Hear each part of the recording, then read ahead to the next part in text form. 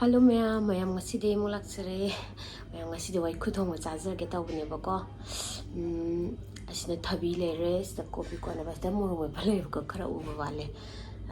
yamna sadi sabne dui taragasu acharne kitang yenge tawnebako mayam gi video subano yenge bisine like and subscribe tawbiramo ado mayam gi video aina okchabai thakat khibaduda aije asengmo manju male 만다고수 말레버거 아이 gyan tadreba do aina thongdringaidadi ai phajana yenge dubu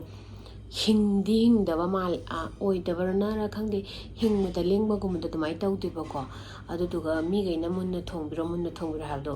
aidi dumai chaba kanda hanbada ai phutu oye phut paje kaba phutbudu thau thokina maduga adu matungda amu cooker da kunthara kamebako aduga amukka aina thongba khangduda amuk 1 hour ki manung adamai muk thongi aduna pulapna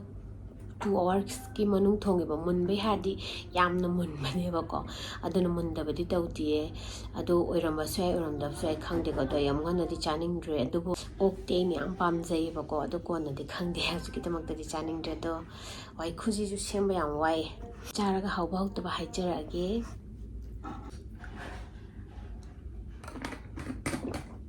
amai tarom doino khangde me aina ai khuje sembadi am wai ko chabadadi khara nungai khut jinje loina mak wai khuna thinda leitre ba ko chapta ngai ni singda hapchal laga sabda tawne enta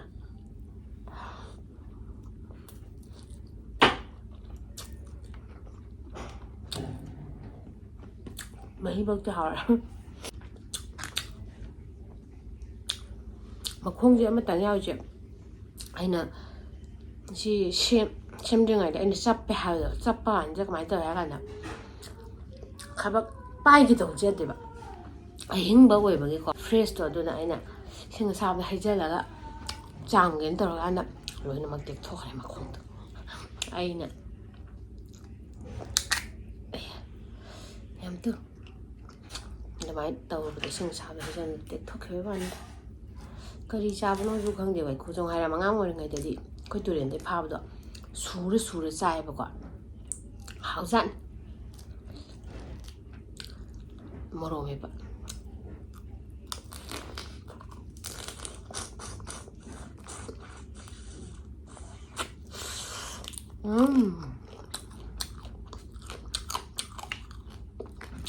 hawa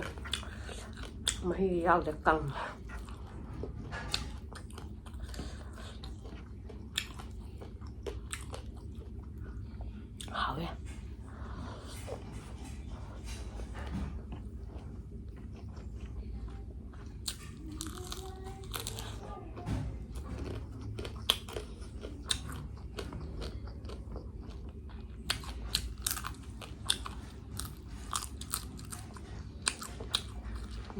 how do I mean? Nga li chat level ko deli ki khwai di chawba nga gi market da adai le rak panya adugi video du thaga charke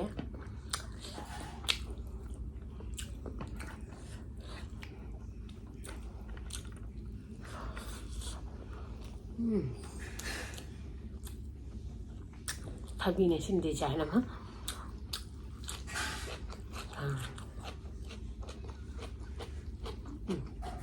hả mua mày bên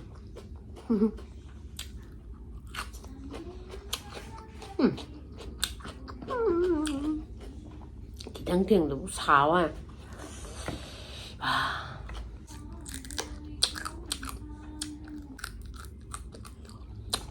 hào giao ấy xem mà chẳng quái mềm iru zabi nè sinh sản phải vậy nè mỗi đêm một để bây giờ nè wow đó mà xem mà đã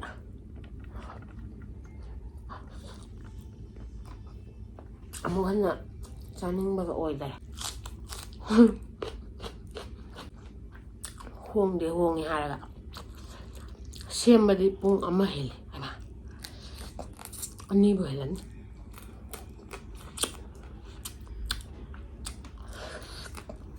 ꯃꯌꯥꯝ ꯍꯥꯎꯕꯗꯤ ꯂꯣꯏꯔꯦ ꯑꯩꯅ ꯁꯤꯁꯦ ꯈꯥꯖꯤꯡꯒ ꯊꯣꯡꯉꯒ ꯄꯨꯟꯅ ꯆꯥꯔꯛꯀꯦ ꯇꯧꯅꯦꯕꯀꯣ ꯃꯗꯨ ꯁꯦꯝ ꯂꯩꯕꯗ ꯊꯕꯛꯁꯦ ꯌꯥꯝ ꯆꯪꯉꯦ ꯑꯗꯨꯒꯤ ꯇꯣꯛꯑꯦ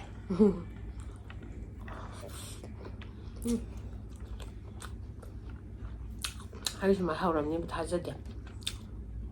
ꯃꯌꯥꯝ ꯍꯥꯎ ꯂꯩꯔꯝꯃꯦ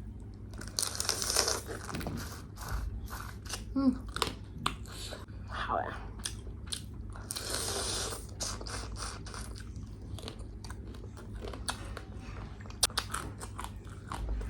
Ai làm nhum cho được hảo nè. Có biết tình mà nhum cho được bữa nay nó khốn xuống ạ. Một cái miếng nữa ạ. Đã giáo như tôi đến đây phát được đã.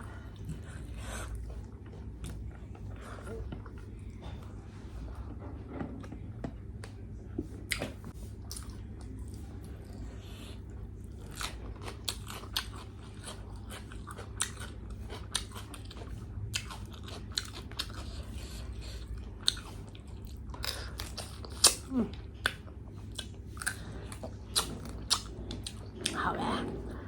그리나.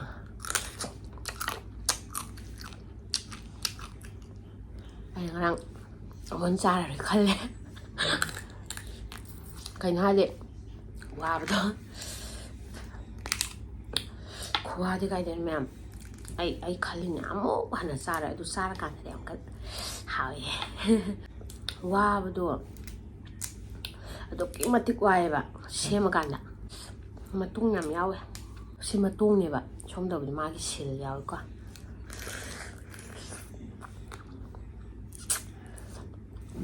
mà tung mà cua mà tung à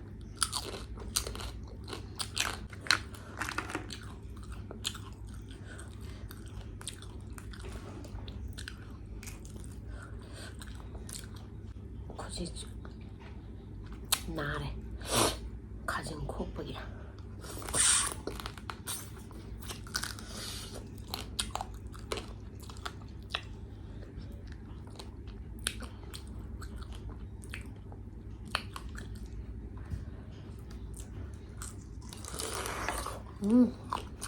im vậy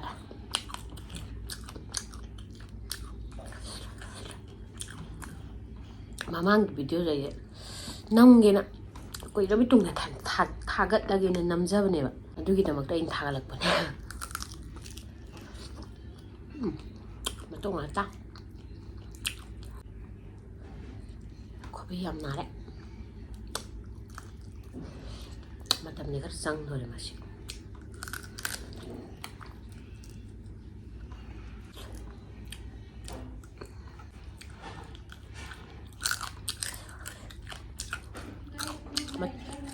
Mình một nằm trên nhầm nè anh thuồng và hãy bẻ xí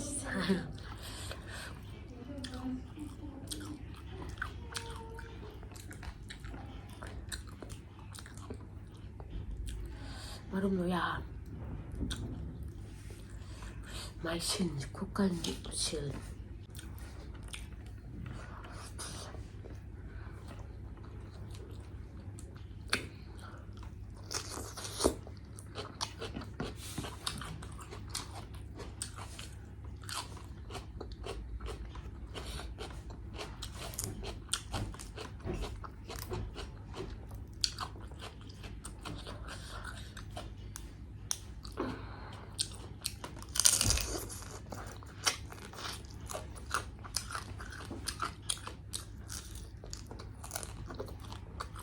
심다 싸지고 막 굿다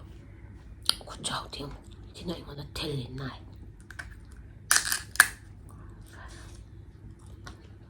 마똥 같다니 야우시 마똥 그래 장안이 비도시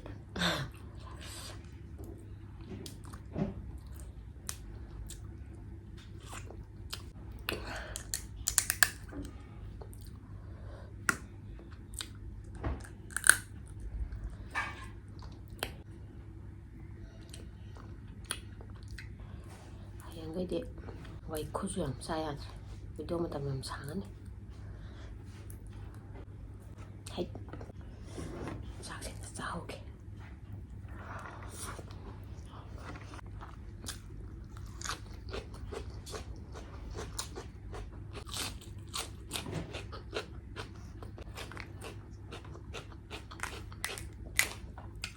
Morok sáng sao câu bài mình làm để dùng trận này mẹ em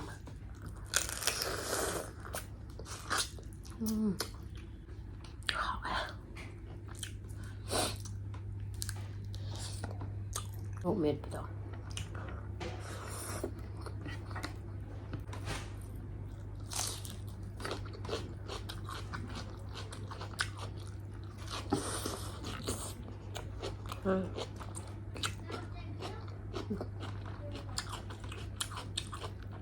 Morok na mong sarap pa siya yung chahi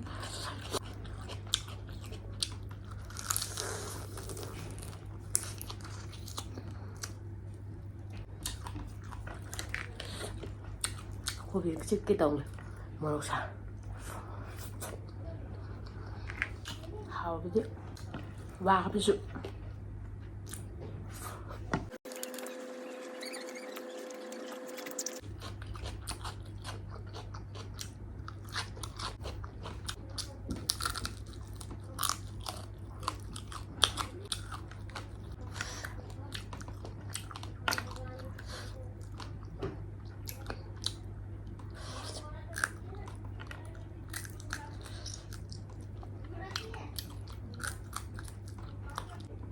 simujike ko ay kalis ya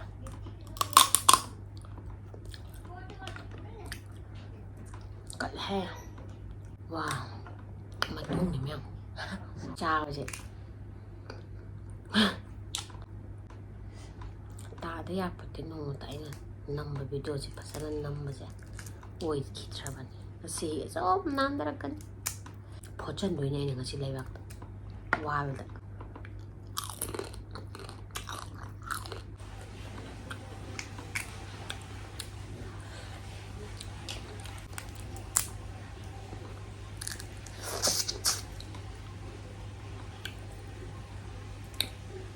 바닥에 암상이 닿고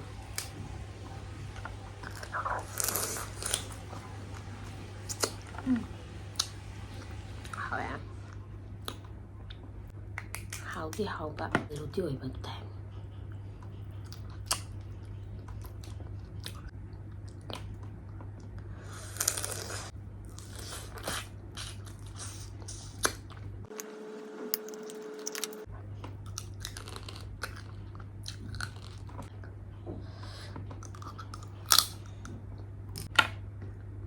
haoi 와 과자는 털래 하오야 akan ba siya yang kaliko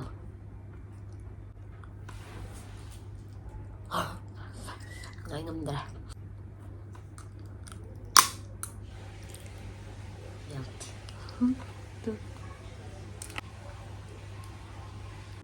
wow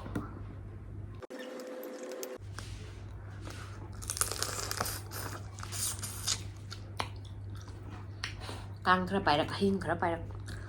disturb âm tàu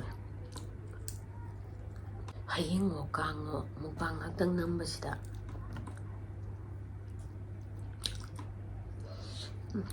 matung ito mẹ matung natin